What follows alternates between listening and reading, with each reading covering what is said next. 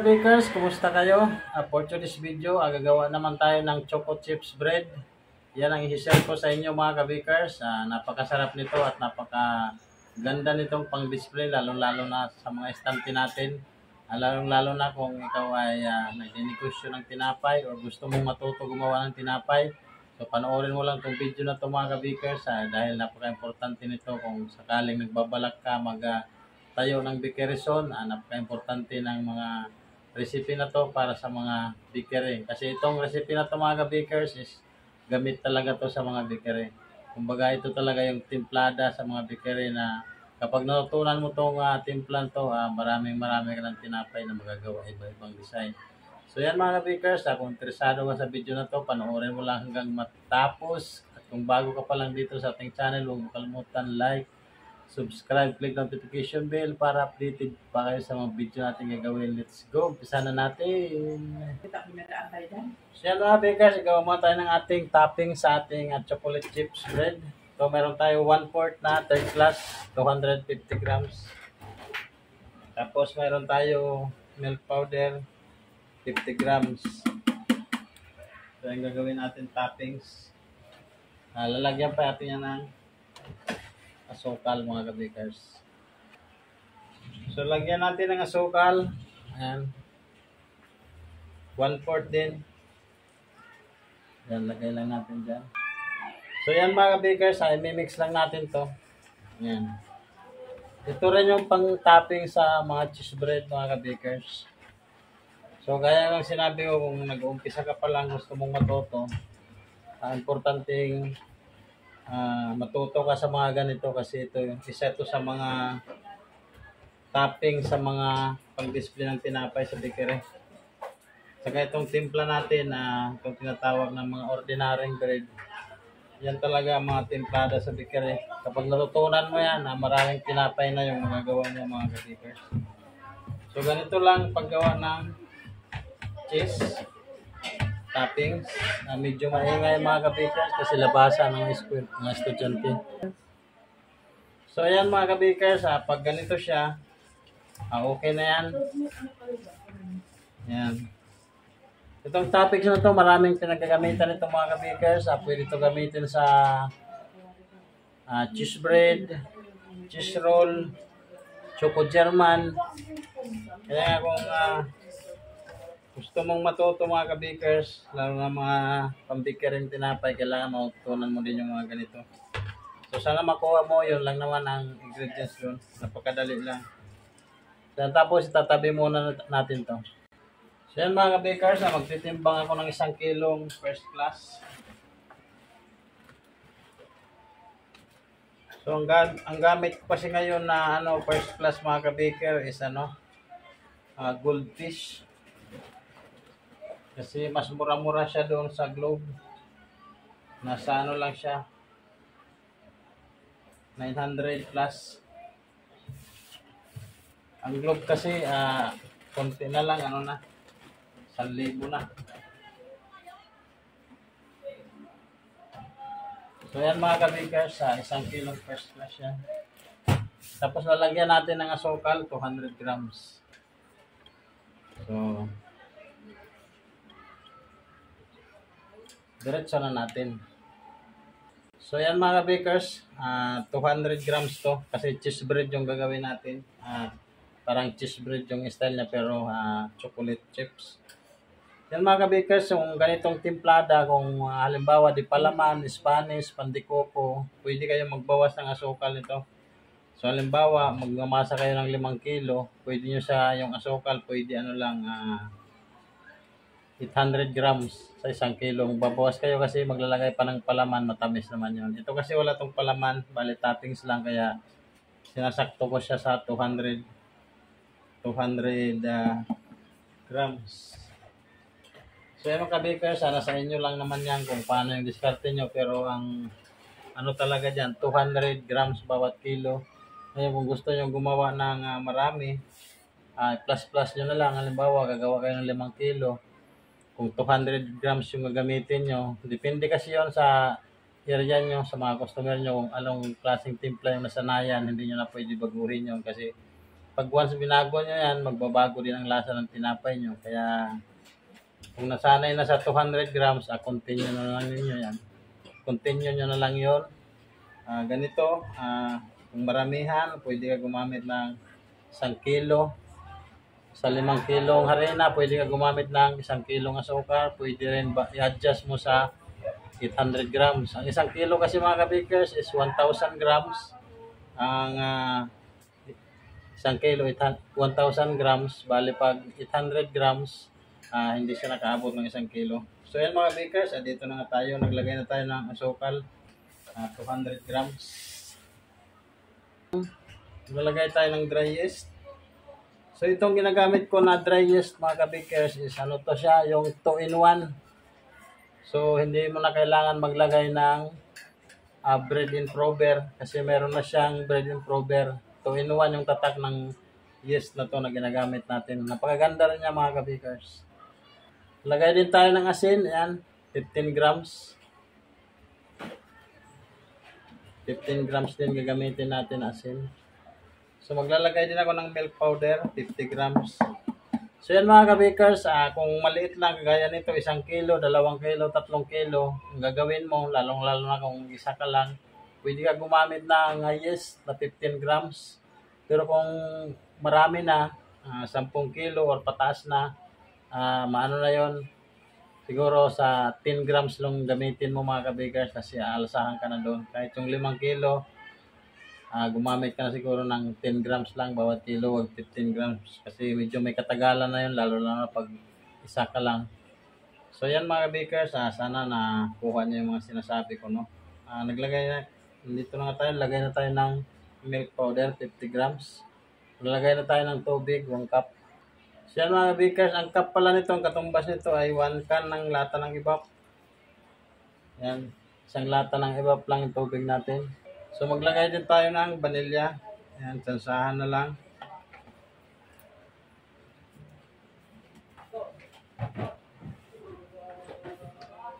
So maglagay din tayo ng food color, yellow. So yan mga kabikers, pag gusto mong matuto gumawa ng tinapay, pag ganito, ordinaryong timplang tawag dito. Kapag natutunan mo na to, maraming klaseng tinapay na yung magagawa mo. So, yung pampalasa lang naman mga kabikers, depende na yun sa palaman at saka sa toppings. Pero yung timpla niyan, lalo na yung mga pandikoko, Spanish, mga choco German, ensaymada, halos parehas lang yan mga kabikers. Lagay din ako ng lard, 100 grams. So, yan, mimix ko na lahat. Kasi konti lang naman to. Pero kung maramihan, kailangan tunawin muna yung sukal bago ilagay ang lard. Ito kasi sa maliit lang naman. Kaya okay, pwede na to. 1 kilo lang naman to. So yan mga kabikers. Tunawin lang natin to. Mix lang natin. Yan.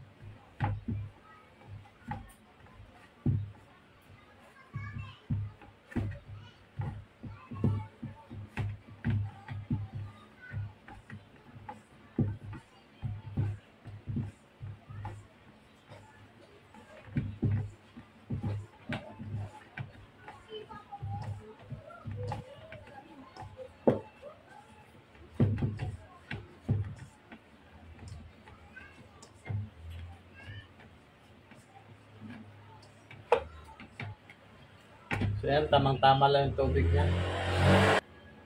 So yan mga bakers, lalagyan ko lang siya ng chips. Kasama ko pagpasada.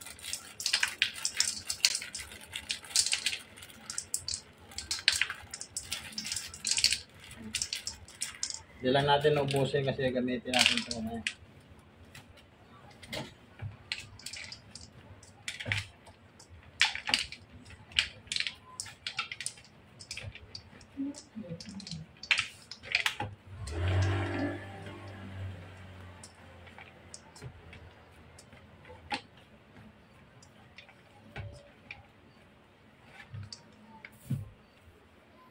Tapos maglalagay tayo dito ng konting chocolate brown food color para lang mawala yung yung kulay na para maging choco yung kulay niya yan. So gagamit tayo ng dough roller mga kabikers, mamakinahin ko lang to. So yan mga bakers. Tapos natin, lagyan na natin ng margarine para hindi siya dumikit. Tapos ito, bonus lang natin dito. Sa tabi niya. Sindihan natin siya ilalagay ngayon. Tapos itong tira, ilalagay natin to dito. Para pag, meron pa siya mga buo-buo. Hindi siya matutunaw. Max lang natin dito yan.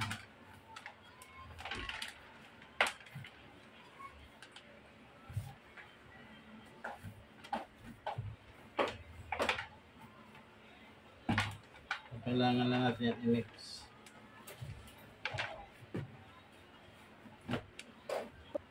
So yan mga bakers, putulin na natin.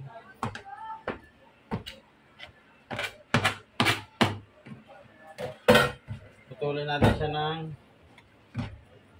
40 grams. Uy, sayang. Dikit dito.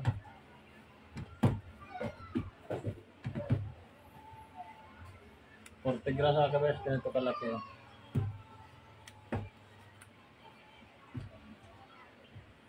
Tapos bilogin natin, ganun lang.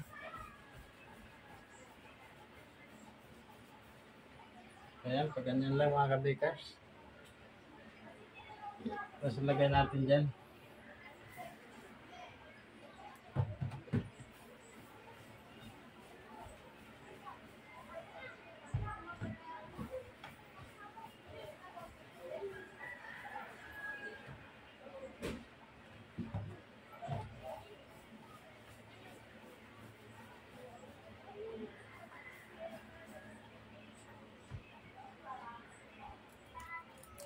Sa ibabaw lang. Pag ganun lang. O pwede ibap lang. Tubig, ganun mga kabakers. Parang cheese bread lang to siya. Kaso nga lang, nilagyan natin ng choco chips. Para maiba yung kanyang lasa. Masarap to mga kabakers. Yan. Tapos lagay natin yung ating pang-toppings. Ito, ganun lang. Lagay lang natin dyan. Yan. Mga bakers, lipat na natin sa tray. Ating choco chip cheese bread. So, mga bakers.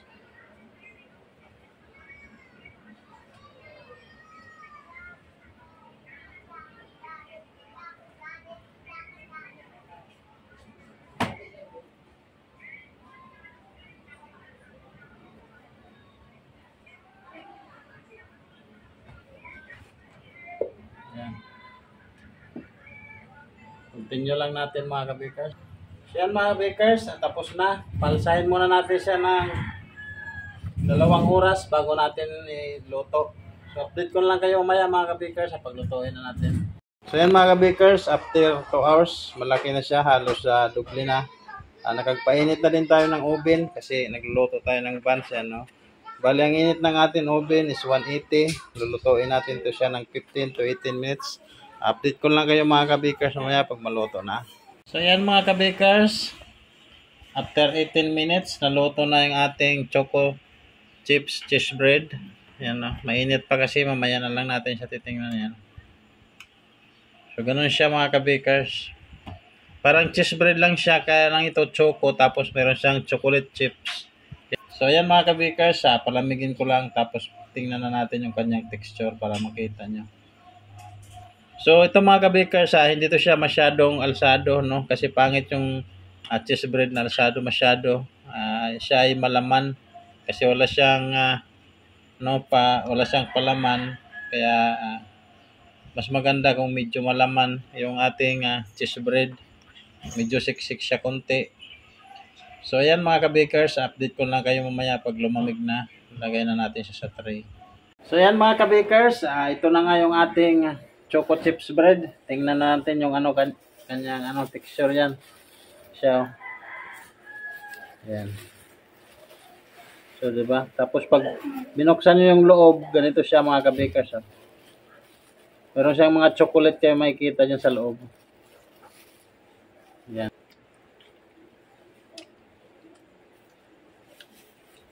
Yan mga bakers, ito na nga yung finished product ng ating yan mga bakers. Sana nagustuhan nyo itong video natin.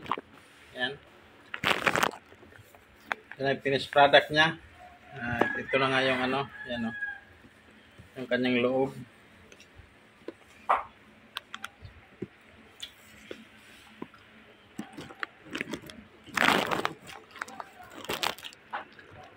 Yung mga kabikers, hanggang dito na lang.